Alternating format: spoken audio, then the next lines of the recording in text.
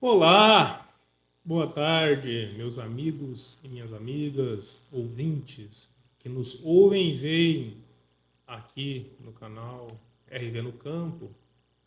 E hoje, diante das notícias do mercado, eu achei muito prudente trazer um assunto para a nossa pauta, que é a inflação, coisas que atingem a todos os setores e todos os serviços que nos atingem também, que somos do campo, do agro. Então, e veio, há muito tempo eu já queria falar a respeito de inflação, em virtude de poucas pessoas entendem um pouco sobre esse fenômeno. E eu gostaria de conversar um pouco com os senhores a respeito disso, uma vez que o nosso presidente do Banco Central, Gabriel Galípolo, veio a público e, e informou uma preocupação que ele tem. Vamos ao vídeo? Vamos ao vídeo. Vista da inflação, o que está acontecendo é o oposto. Né? Eu guardo esse recorde que eu não me orgulho de ser o único presidente do Banco Central que teve que escrever 2 cartas abertas para descumprir a meta num único ano. Porque eu tive que escrever as cartas nos 2 sistemas. No sistema que encerra em 2024 por ano calendário, eu assumo e mando dizendo não cumprimos a meta em 2024.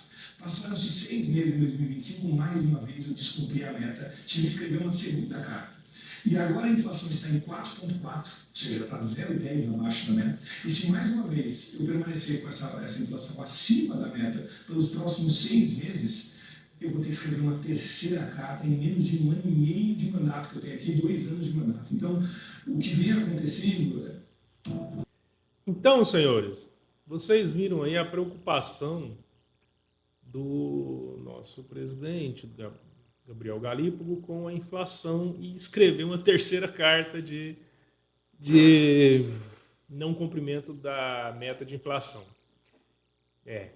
Será que ele vai ter que escrever essa carta, essa terceira carta, que é a preocupação dele? No meu entendimento, do jeito que as coisas estão, se ele não quiser quebrar o resto da economia brasileira, é bem provável que ele vá. É bem provável que ele vá, senhores. Aí você pode perguntar, Ricardo, por que você pensa assim? Olha, é simples. Vamos aqui aos números. A taxa de inflação, de acordo com o IBGE, fechou os últimos 12 meses a 4,64. A teta da média é 4,5. O centro da média é 3, com desvio padrão de 1,5. IPCA, inflação oficial, de 4,64. Tá. Aí as pessoas sempre perguntam, Ricardo, o que é inflação? Inflação é o aumento generalizado e contínuo dos preços, bens e serviços, resultando na perda do poder de compra da moeda. Olha, isso aqui é um equívoco enorme. Pode acontecer esse evento? Pode, mas a inflação em si não é só isso. Ela é gerada por 5 fatores. Aí eu começo a achar. O desequilíbrio entre oferta e demanda, ok.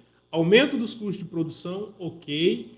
Emissão excessiva de dinheiro, ok. Expectativas do mercado, ok. De inflação. Isso aqui está errado, escrito. É expectativa do mercado de inflação. São essas causas, isso aí é certo.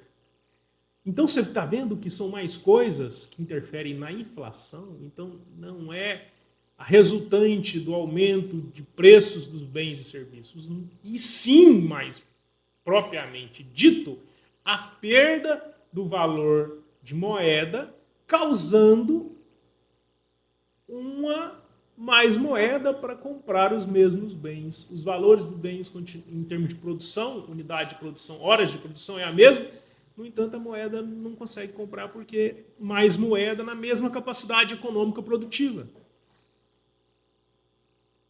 Então não houve alteração na oferta e na demanda. A oferta e a demanda permaneceu. Só que existiu um aumento de moeda acima do normal que a economia consegue absorver e gerar riqueza E isso gera inflação, que aí a moeda começa a se desvalorizar, a perder valor. É o que acontece em todas as economias que sofrem em processos inflacionários. E isso vem... Por que essa... Aí a pergunta, Ricardo, mas por que essa moeda aumenta desse jeito? Um dos fatores e o maior, né, é a oferta, a produção no mercado de dinheiro. Nós vamos falar daqui um pouco disso, mas vamos falar das causas um pouquinho e vamos entrar melhor. Inflação de demanda é aquilo que muita gente querendo comprar e a mesma capacidade produtiva. Inflação de custos, não preciso nem falar, os custos aumentam em virtude do aumento dos custos de produção, mão de obra, insumos e tal. Que isso a gente pode até entrar. Exemplo, como é que o governo controla a inflação por aumento da taxa de juros? Ele está só atuando, vocês concordam comigo, na inflação de demanda? E também atuando na redução da inflação de demanda, mas ele está colaborando com o aumento da inflação de custos, porque quanto maior os custos das coisas. Então ele tem uma inflação de custos e reduz a demanda. Então aqui talvez ele consegue, só que ele reduzindo, ele abaixa a atividade econômica. Por quê? Porque a causa principal, que é a emissão de moeda, ele não está resolvendo. Ninguém está atuando aqui. Aqui que é a grande problema, porque se você tem uma quantidade de moeda regulada, essa inflação, o dinheiro não perde valor. Aliás, ele pode até aumentar. Mas isso aí, na história, nunca aconteceu, porque há sempre uma emissão maior de moeda.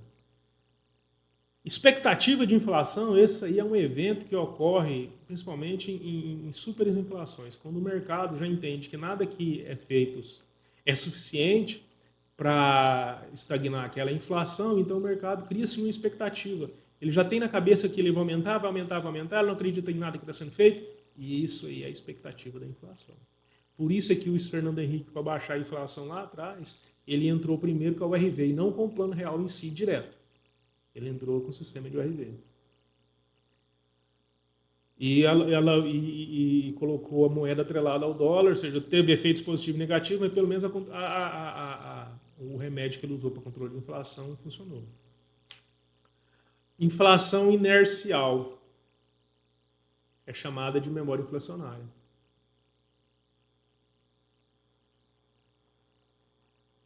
Que é também a mesma coisa da expectativa de inflação. Então, gente, isso é inflação. Então, vamos voltar para o dinheiro. A questão da produção de dinheiro no mercado. Será que o mercado realmente ele está produzindo dinheiro? Será que o Ricardo está falando besteira? Ô, Ricardo, sai fora, você não é do ramo.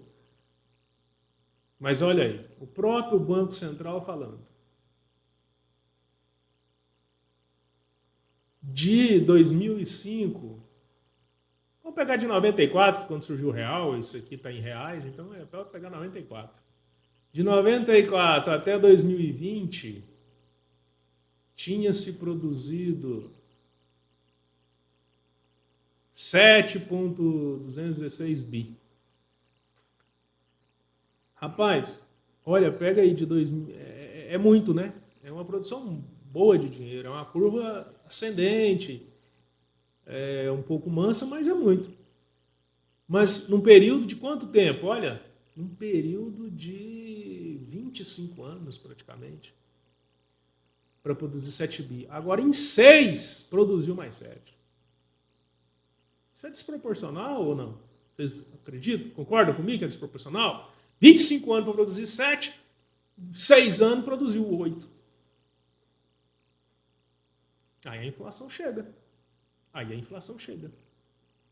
A produção nem cresceu tanto, aí a inflação chega. Muita moeda, uma economia estagnada, paralisada, que é a do Brasil, cresce aí 2, vergonhosos, 2, 3%, saiu aí no mercado. O Brasil está crescendo menos do que a média do mundo, mas o dinheiro dele dobrou. E aí tem processo inflacionário mesmo. E esse dinheiro dobrou por quê? Porque gastos públicos, gastos com juros, que a gente não vai nem entrar nesse assunto, porque nós estamos falando hoje de inflação, né? E o Brasil, mais ou menos, está na mesma toada do mundo inteiro. Ó. Pega aí, ó, dados do Federal Reserve. Esses são os dados do Federal Reserve aos Estados Unidos. Ó, na mesma toada. 2020, tinha lá seus 15 e hoje está com seus 23 trilhões. Aí. Então, mesma toada. Em dólar, só que aqui é dólar, aqui é outra moeda, né? Só que ele consegue exportar a inflação dele. Então ele tem uma vantagem nisso aí. No Brasil não consegue. Ele consegue imprimir moeda e socar ela no mundo afora. O Brasil, infelizmente, a moeda que ele produz é aqui mesmo.